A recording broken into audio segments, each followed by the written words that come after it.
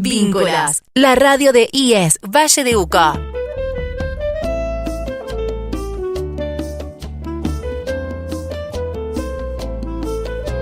Hola, ¿qué tal? ¿Cómo están?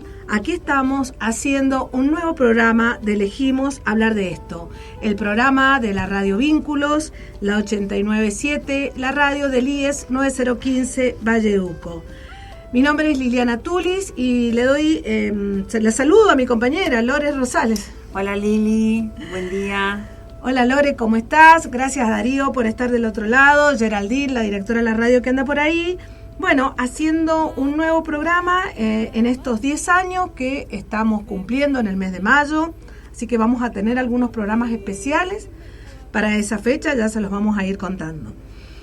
El tema que nos convoca hoy es acerca de un proyecto que se está presentando en Senadores en Mendoza, ya en Buenos Aires, ya pasó la Comisión de Justicia del Senado de la Nación, que se trata sobre las falsas denuncias. Nos interesa este tema particularmente porque, bueno, es parte de lo que nosotros venimos hablando en este programa durante 10 años, de las violencias hacia las mujeres, hacia los niños, hacia las disidencias. Y bueno, hoy nos hemos encontrado, en realidad anoche, con un nuevo femicidio en Mendoza. Se trata de una mujer que se llama Carla Magallanes, tenía 35 años, fue encontrada en su casa, estaba desaparecida desde el viernes y ya fue detenido su novio, su pareja, por el femicidio. Entonces no podemos estar ajenos a esta realidad que aumenta y por eso queremos tratar este tema que nos parece sumamente importante, porque de ser aprobado va a cambiar y va a agudizar muchas situaciones de violencia. Hemos tomado de referencia a una profesional que es Marta Dillon. Ella es periodista, investigadora, forma parte del Página 12 y además es una de las fundadoras del movimiento Ni Una Menos en el país. Bueno, como les decía entonces, este proyecto de denuncias falsas es impulsado por Carolina Lozada, que ya tiene dictamen de comisión en asuntos penales del Senado el miércoles de la semana pasada. Así este proyecto queda a un paso de ser tratado en el recinto y bueno, con posibilidades concretas de avanzar. Entonces, para entender un poco, Lore, contanos, ¿qué propone este proyecto? Bueno, el proyecto propone modificar figuras ya existentes en el Código Penal, como la falsa denuncia, el falso testimonio y el encubrimiento. ¿Cuál es la propuesta concreta? Es endurecer las penas cuando las denuncias se traten de acusaciones vinculadas a la violencia de género, al abuso sexual o delitos sexuales contra niñas, niños y adolescentes. O sea que esto ya existe en el Código. Exacto. Lo que se busca es subir el piso de castigo, de condena, digamos, de pena, de privación de la libertad. Entonces es una pena que se eleva a 3 años, lo cual implica que ya puede haber una privación de libertad y puede llegar hasta 6 años de prisión. Entonces modificar como el castigo en relación a estas causas. Bien. Entonces, para que quede claro, la falsa denuncia de la cual este proyecto habla ya está tipificada en el Código Penal, en el artículo 275. Lo que busca, como decíamos recién, es aumentar el castigo, especialmente en este conjunto de delitos, sí, que presentan una característica conocida. Bien. Y muy típica de la problemática de violencia, que son situaciones delictivas difíciles de probar. O sea, las pruebas no están al alcance de la justicia o no están al alcance de quien quiera comprobar si eso fue así o no. Además, esto busca, digamos, disciplinar a estas mujeres que van a la justicia en busca de un servicio de una restitución de derecho, de una acción de asistencia concreta ante esta situación. Entonces, podríamos pensar que cuáles serían los principales problemas de este proyecto a partir de este planteo. Bueno, lo más difícil, la consecuencia más nefasta que puede tener este proyecto, justamente es afectar a las personas que denuncian, ya sean mujeres, disidencias, niños, adolescentes. ¿Por qué? Porque este tipo de violencias ocurre en el ámbito privado. Siempre sabemos que ocurre en el ámbito privado y hay una relación de desigualdad de poder en estas denuncias. Entonces, a veces las pruebas no están en igualdad de condiciones que otro tipo de delitos. Entonces, por eso decimos, y por eso estamos preocupadas, porque puede tener un efecto de desalentar a quien denuncia. En algunos casos, además de esta pena, además ya el abuso, por ejemplo, sexual es de 4 años, pero la falsa denuncia es de 6, o sea que puede haber prisión efectiva. Entonces todavía es más grave el delito de la falsa denuncia que la propia denuncia. Entonces, el mensaje es claro. O sea, el sistema parece más preocupado por sancionar una eventual acusación falsa, más que garantizar el acceso a la justicia de personas que denuncien violencia, lesbianas, trans, gay, niños, niñas o adolescentes, que por otro lado, o por otras mujeres o por las disidencias, ¿no? Entonces, para eso es importante saber cuál es la situación hoy y cuáles son los datos disponibles que contamos para saber cómo es qué incidencia tienen las denuncias de violencia de género y cuántas son las denuncias falsas en esto. Claro, porque una postura tiene que estar respaldada, ¿sí?, aparte del conocimiento, por una estadística. Digo, esto que se dice que no es tan llamativo, las denuncias falsas en número tienen una medición concreta. Pero antes de pasar a los números, me parece que es importante el contexto donde se está dando este debate. ¿Por qué? Porque estamos en un momento político, ¿sí?, de políticas públicas, donde desde las esferas del gobierno se niega la existencia de la violencia a razón del género, como así también las condiciones económicas, sociales y culturales que amparan y replican y refuerzan y reproducen, ¿sí?, la violencia contra las mujeres.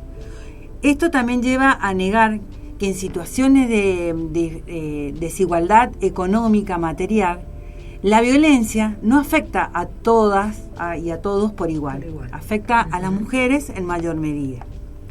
Entonces, en este contexto, ¿qué vemos? Que según el Observatorio de Femicidios de la Casa del Encuentro, en la última década se registraron en Argentina 2.827 femicidios. O sea, en 10 años en Argentina se registraron 2.827 femicidios. De ese total, el 85%, el agresor pertenecía al círculo íntimo de la víctima, ¿sí? Podemos hablar de relaciones sexoafectivas conviviente o ex también, ¿sí? Sin embargo, de ese 85%, que es un número alto, solo el 17% había realizado al menos una denuncia. Y apenas el 10% de ese 17% contaba con medidas de protección judicial. Es decir, si vamos haciendo el enlace de todos estos números, vemos que la denuncia hay una subdenuncia. No se denuncian todas las situaciones de violencia. Las mujeres que murieron por motivo de femicidio no han denunciado, la mayoría, situaciones de violencia antes del hecho, ¿no? Y ahora digo, ¿cuáles son de estas realmente las denuncias falsas? ¿Qué dato tenemos de eso?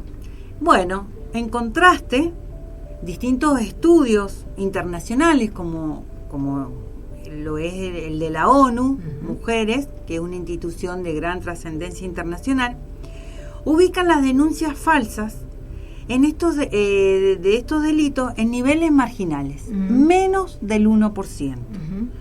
O sea, concretamente es el 0,03%. Es decir, que de todas las denuncias que realizan las mujeres en su nombre o en nombre de adolescentes, niñas y niños, solamente el 0,03% son falsas.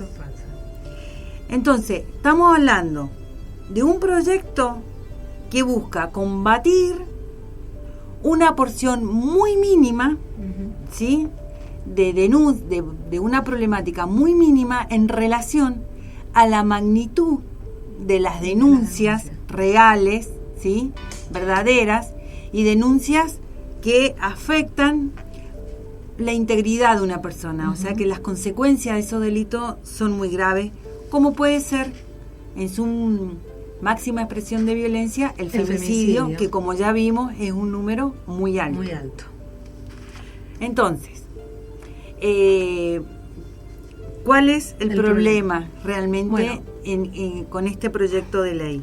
El problema entonces no parece ser la cantidad el exceso de denuncias, porque ya dijimos que de todas las mujeres que denunciaban había o que murieron en manos de sus parejas o exparejas, la mayoría de ellos, un muy bajo porcentaje, había realizado una denuncia previa. La gran mayoría no había realizado denuncia. Entonces, las fallas que tenemos es una falla estructural en el sistema judicial. O sea, las organizaciones de mujeres y de las diversidades vienen señalando la falta de perspectiva de género que existe en la justicia. Por otro lado, la falta de aplicación de la ley 26.485, que es la ley para prevenir y erradicar, sancionar y erradicar la violencia hacia las mujeres. También la plena implementación de la ley 26.061, que es la ley de protección a niños, niñas y adolescentes.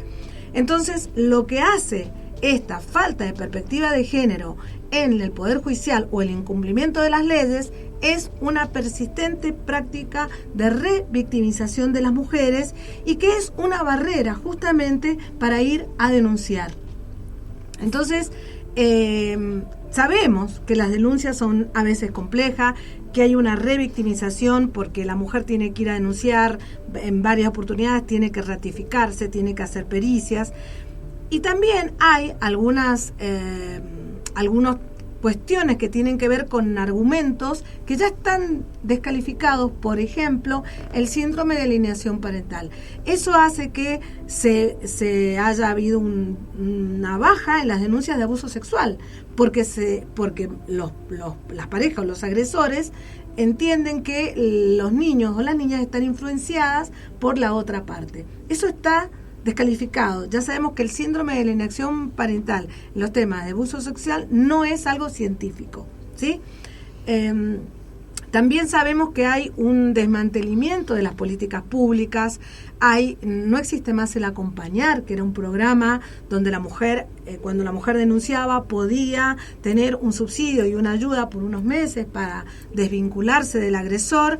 También se han desmantelado la educación sexual integral, que sabemos que es un programa y una ley fundamental en la detección de los abusos sexuales infantiles y en la adolescencia. Todo esto pone en peligro a los niños y a las adolescencias, y especialmente pone en peligro a las mujeres. ¿Por qué decimos esto, Lore? Que pone en peligro a las mujeres. Y porque principalmente el riesgo es equiparar la falta de prueba con la falsedad, ¿sí? Y generar un efecto inhibidor sobre las denuncias. Tal como plantea la filósofa Elsa Dorlin cuando expone: existen dispositivos sociales y políticos que producen una pedagogía de la indefensión, mecanismos que enseñan que defenderse puede ser peligroso, que hablar puede volverse en contra, que denunciar implica exponerse a un castigo mayor. Entonces, sostenemos que cuando el sistema penal propone o introduce la posibilidad de sancionar con mayor severidad a quien no logra probar una situación de violencia, a quien ejerce una situación de violencia, es un mensaje explícito, un mensaje de invisibilizar la violencia, de poner barrera al acceso de la justicia y desmantelar la denuncia como instrumento de protección.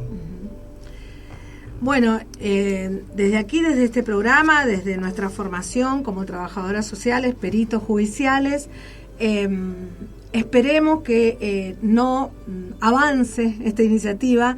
Estamos totalmente en contra de esta iniciativa, de este proyecto, y seguimos insistiendo que la denuncia en los casos de violencia y de abuso sexual es una alternativa que, de acuerdo a la gravedad y a la situación, debe hacerse. Es decir, volvemos a decir desde este programa a dónde podés recurrir. Podés recurrir a los programas de asistencia a víctimas de delito que existen en las comisarías, podés recurrir a las áreas de los municipios que están preparados para poder contener, ayudar. Podés denunciar de manera online en la página del Poder Judicial, también en los juzgados de familia que existen en el departamento. Podés llamar al 911 si hay una situación realmente de riesgo inminente. Y también es muy importante, que lo hemos hablado y lo vamos a seguir hablando en este programa, son muy importantes las redes de contención, de ayuda. También decir que si sos estudiante de nuestros IES o si sos estudiante del nivel medio y estás atravesando alguna situación de violencia o conoces a alguien, podés recurrir a los equipos interdisciplinarios que existen en los espacios educativos.